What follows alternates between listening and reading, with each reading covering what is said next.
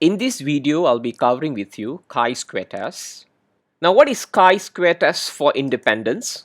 The chi-square independence test is a method for testing if two categorical variables are related in a given population. Yeah. Before we get into further details on chi-square test, let me clarify with you what do we mean by categorical variables here. What are the features of categorical variables? Yeah. They don't have any ordering, for example, number 1, number 2, number 3. There is no highest or lowest. We cannot arrange the variables. Yeah, so technically what I'm trying to say over here is that we can't say that one particular variable is superior compared to the other.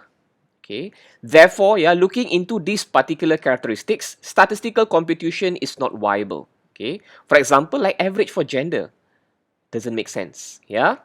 Let me share with you some examples of categorical variables. Hair color. Yeah, you might have someone who's having a red color. Okay, the hair might be blue color, green color, purple. Yeah, but let's say if I want to do some computation, let's say I'm finding the mean of hair color. Yeah, I add up, I find the average between red, blue, green, purple. Not making any sense. And I can't even arrange which is superior. A person with a purple hair is much more better compared to a person with a green hair. Not making any sense here.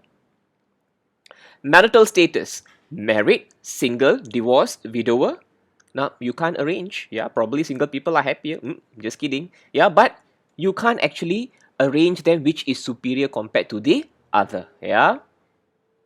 Gender, male, female. Again, yeah, we can't arrange them. We can't rank them. Okay, and if I'm finding a mean, okay, between male and female, I'm not making any sense over here. Another example here would be education level. Yeah, an individual might have PhD, some might have masters, bachelors, or some have high school certificate. These are categorical variables. Yeah, therefore, if we would want to run any statistical tests or we want to do any computation for categorical variables, we have to look into chi-square tests. The hypothesis for a chi-square test is written in such where the null hypothesis, we say the two categorical variables are independent. It means there is no relationship. Let's say I'm looking into the relationship between, I want to see whether gender has any impact on the type of education level they have. Yeah, so I would say if I'm writing null hypothesis, then I'll say that the gender and education level are independent. And for the alternate hypothesis, we'll say that the two categorical variables are dependent. Yeah, so that means there is a relationship between that two categorical variables. Yeah, so that's how we write our hypothesis. So to conduct the test, the chi-square test, there are several things that we have to do. For the first step, what we have to do is we need to get the observed frequency. Now, what is this observed frequency? The observed frequency is your data that you have collected. For example, you want to see whether is there any difference between gender and the type of education level that they have acquired. So then definitely you need data where you need to ask people what is their gender, and you need to ask the level of education that they have obtained. So you need to record this data. This is your observation, the data that you have collected. Once you have your observed frequencies, then you need to calculate your expected frequencies. Yeah, and there is a formula to calculate your expected frequency, and I will delve into this in a moment when I show you an example how we calculate the expected frequencies. So once you have the observed frequency and you have the expected frequency, in the third step, you will calculate your chi-square statistics. Yeah, so this is the formula where you have your observed frequency minus your expected frequency. Okay, the value that you get, you need to square, and you divide with the expected frequency. Yeah, so these are the three steps that you have to do in order for you to get your chi-square statistics. Don't worry, I'll be showing you one by one on how to calculate all these frequencies and how to calculate this chi-square statistics. So let's look into an example. Yeah, we want to investigate whether gender and type of food preference in a restaurant is related. So our null hypothesis is gender and type of food preference are independent, and our alternate is gender and type of food preference are dependent. So the null hypothesis is telling us that the two categorical variables, which is gender and type of food preference, are not related. Yeah, and the alternate hypothesis is telling us that gender and type of food preferences are dependent. Okay, they are related. So I have the hypothetical data for type of food preferences. So assume that what I did was I stand outside a restaurant, and every customer that came to the restaurant, I recorded this thing. First customer came in, I recorded, okay, whether it's a male or female, and I recorded the type of food that was being sold in the restaurant, assuming that in the restaurant only 3 types of food types are being offered: burgers, roti canai, and pasta. So I recorded this data for 50 customers. Yeah, so can you see? These are my observed data. Yeah. So what I'm going to do is that from my observed data, I want to see what are the number of males, okay, prefer burger, what are the number of female prefer burgers. Now, in order to do that, I can use a pivot table. So let's construct a pivot table. So how do we do that? You can go to insert, yeah, the pivot table. Click on the pivot table. Table range. So what you do is that you click on the table range. This is what we want. We want gender and food. Yeah, you take it from the label itself. Yeah, so you have selected the data for the observation. And where do we want the data to be displayed? I want the data to be displayed on a new worksheet. And I click OK. So you can see over here, yeah, the pivot table will appear in a new worksheet. So what I'm going to do is that I'm going to take gender and I'm going to drag in the box over here which says rows. I'm going to take food and I'm going to drag into the section here which says column. Now, the frequencies that I'm looking for is food. Okay, so I have to take food and I need to drag into the section here which calls volumes. Yeah, just bear in mind in the volume section here, make sure that you have selected count. Yeah, it will automatically count for you. So this is the table. So technically this is a summary of my observation. How many males prefer burger, pasta, and roti canai? And I have male, okay, that prefer pasta, burger, pasta, and roti canai. Yeah. So now once we have our observed frequencies, our observed data, we want to move to the next step, which is we want to calculate our expected frequencies. Now, this is what I like to do. Before I begin, I like to create these 3 tables over here. Yeah, one, can you see observed frequency, expected frequency, and I put here chi-square. So I have male, female, burger, pasta, roti canai, grand total. Yeah, and I do the same thing. You just can copy paste this table 1, 2 over here and change so that you don't get confused. Yeah, here is observed and here is expected and over here is chi-square. Then what I will do is I will go to the pivot table which we have created just now. I'll copy this data over here.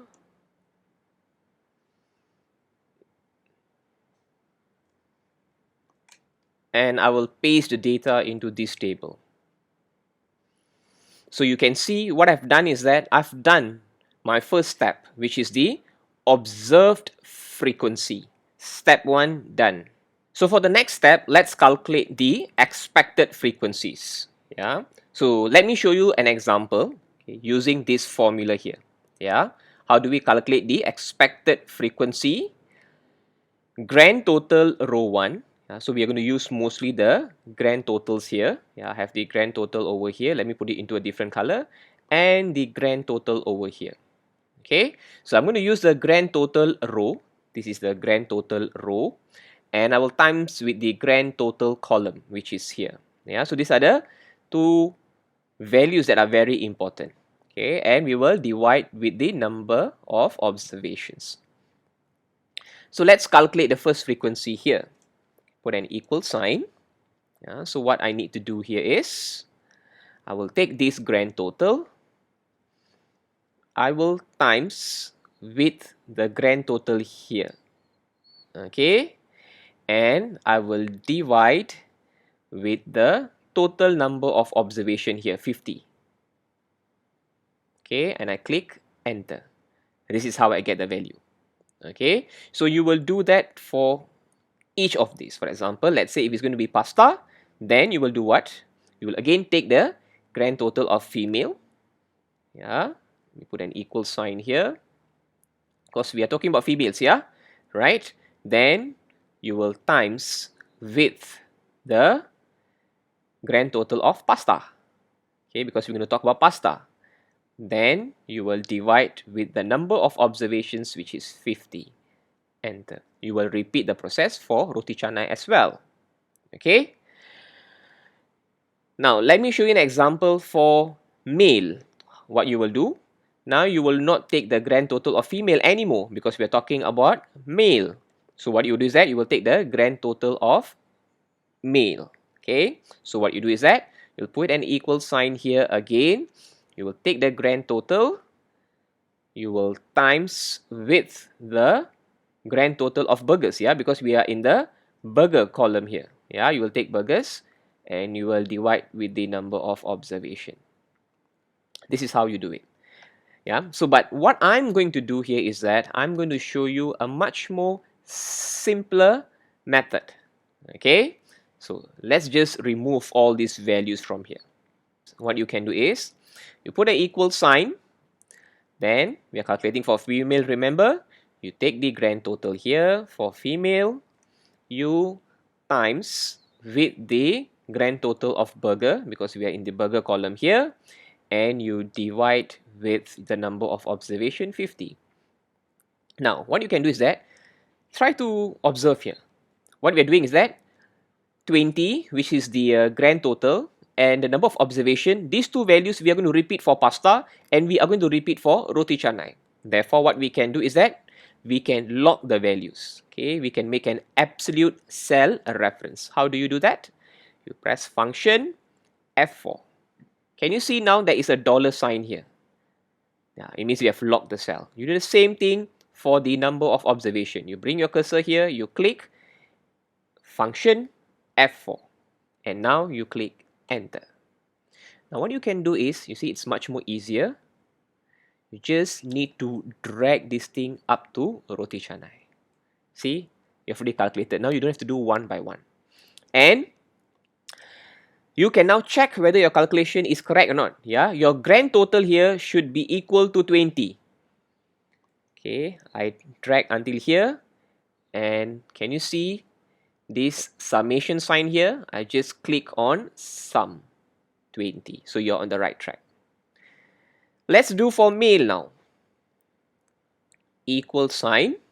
So the grand total now will be for male 30 times with the grand total for burger divide by the number of observations. So we're going to do the same thing now. The grand total for male, which is 30, and the number of observation, you're going to repeat for the subsequent two more cells here. Therefore, you can log the value. You bring your cursor here, click function F4, logged.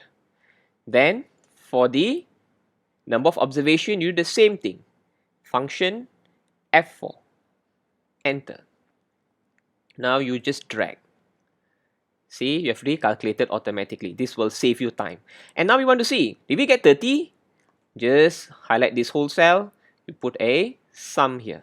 30. Correct. We are on the right track. So you see, even though if you calculate the sum, okay, for burgers, 10, 15 should be 25. Yeah. So it should be giving you the same value. Okay, even drag now this thing until the end here. See? So you are on the right track. So what you have done, you have already completed two steps. You have already obtained the observed frequency and you have already obtained the expected frequency. Next, what we are going to do is that we are going to now calculate what is our chi-square value. So for the chi-square statistics, we have to now comply to this formula, yeah, which is the we have the, for each cell, we have to take the observed frequency minus the expected frequency, okay, square the value and divide with the expected frequency. Okay, so let me show you how we do it. So for the first one here, you click an equal sign. Okay, now because there is a power here, power of 2, so what you should do is you type here power. Can you see power here? Okay, so what do you want to do? What is the number that you want to power? Okay, so what we want to power is, we want to take 8, yeah, which is the observed frequency. Yeah, we will be putting another bracket here. Yeah, there should be 2. Okay, we'll be taking the observed frequency, and then we are going to minus the expected frequency, which is 10. Yeah, so it's 8 minus 10. I'm going to close this bracket. Yeah, remember now we've already put the number already. Comma. Okay, put a comma and power. You want it to be the power of 2. You close the bracket. And what you want to do, you want to divide this value, okay, on the power of 2, you want to divide with the expected frequency again, which is 10. Enter. So it's 0.400. Okay.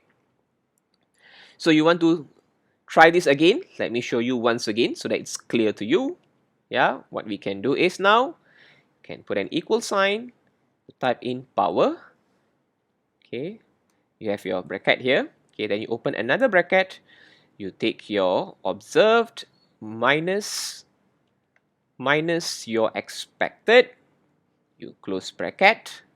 Yeah, and then you have a comma over here, and you need to put your power now. Okay, your power is 2. You close the bracket, and you want to divide this value. Okay, it's the power of 2. You want to divide this value with the expected 10. Enter. So now it's very easy. You only have to calculate for once, and you can already calculate for all. What you do is that you take, can you see one small box is appearing here? Yes, you drag until here, and then you drag this thing down. So you have already calculated all the, okay, values over here. Now we have not get our chi-square yet. How do we get our chi-square? Okay, this is how we get our chi-square. We want the sum over here. So how do you get the sum over here? You take your cursor, you just highlight all this cell, and then you can put this sum value. See? Then again the same thing, and then you put the sum value. Now you have already got the sum over here. You again highlight this entire cell, you already get the sum value. See? So this 1.719 is your chi-square statistics. So I'm going to highlight the chi-square value. Yeah, so our chi-square statistics is 1.719. Now, in order to make decision, we have two approach. We have the critical value approach and we have the p-value approach. Yeah. So for chi-square distribution, yeah, for the critical value approach, this is the formula that we will use in our Excel, okay, to compute the critical value, which is chi_sq.inv.rt. Now, when we select this formula or function in Excel, there are two things that we need to know. We need to know what is the probability and we need to know what is the degree of freedom. So let's say we are using a significant level of 0.05. Yeah, so that will be our probability, 0.05. And we also have to calculate the degree of freedom. How do we calculate the degree of freedom? We have to take the number of rows minus 1, and we have to times with the number of columns, okay, in our cross tabulation, minus 1. Yeah, so we have to find these two values and then we times. Yeah, so let me show you. So before we calculate our critical value, we will calculate the degree of freedom. Yeah, so first we need to know what is the number of rows. Yeah, so the number of rows are 1, 2. Yeah, female, male. So 2 minus 1, the value here will be 1. Yeah. And how many columns are here? Burger, pasta, roti canai. There are 3 columns. Yeah. Therefore, C is 3. 3 minus 1, it will be 2. So how do I get my degree of freedom? It's 1 times 2. Therefore, my degree of freedom here is 2. Yeah. Let's calculate the critical value. You put an equal sign here and you put in the formula is chi-square, this one, chi-square INVRT. Yeah. So they are telling us to put in the probability. Remember, the probability is equal to your significance level that you have selected. So it's 0.05, comma, degree of freedom we have just calculated is 2. You put in, enter. So our critical value here is 5.991. Yeah. So we have the chi-square statistics, and now we also already have the critical value. Yeah. Let's put it into a diagram to see how do we make our conclusion. So this is our distribution here. Yeah. So you can see our critical value was 5.99. Yeah. So we have our chi-square distribution. So our critical value is 5.99. So this is our rejection region. But what happens is that the chi-square statistics, the value is 1.72. So it falls under the non-rejection region. Yeah. So if we see the chi-square statistics 1.72, okay, 1.72 is smaller than the critical value. Yeah. Therefore, what we do is that we fail to reject the null. Yeah. So if we fail to reject the null, it means gender and type of food preferences are independent. Yeah. Therefore, there is no relationship between them. Yeah. They are not related. Yeah. So this is how we can use the critical value approach. I would like to emphasize, yeah, please know this decision rule. Yeah. If your chi-square statistics is greater than the critical value, you reject the null. And if your chi-square statistic value is smaller than the critical value, then you fail to reject the null. Yeah, this is the decision rule. The next approach is the p-value approach, where again we can calculate the p-value using the Excel, and the formula for Excel is chi-square.test. Yeah. So again, the same thing if the p-value is less than the alpha. So for the alpha, let's say if it's 0.05, if the value is lesser than 0.05, then we reject the null. And if the value is greater than the alpha, we fail to reject. So we're going to compute the p-value over here. Yeah, you put the equal sign. So it's chi-square test. Yeah. So what the formula is trying to tell you here, they want the actual range and the expected range. So what is the actual range? It's here, your observed range here. Yeah, the actual range. Then you put a comma here, and then you select your expected range. Then you close bracket, enter. So you can see this is your p-value. Let me highlight it for you. It's 0.423. Yeah, so what is this value telling us? So the p-value is 0.423, and the alpha level that we selected was 0.05. Yeah, and you can see our p-value here is greater than the alpha, which is a significant level. So we fail to reject.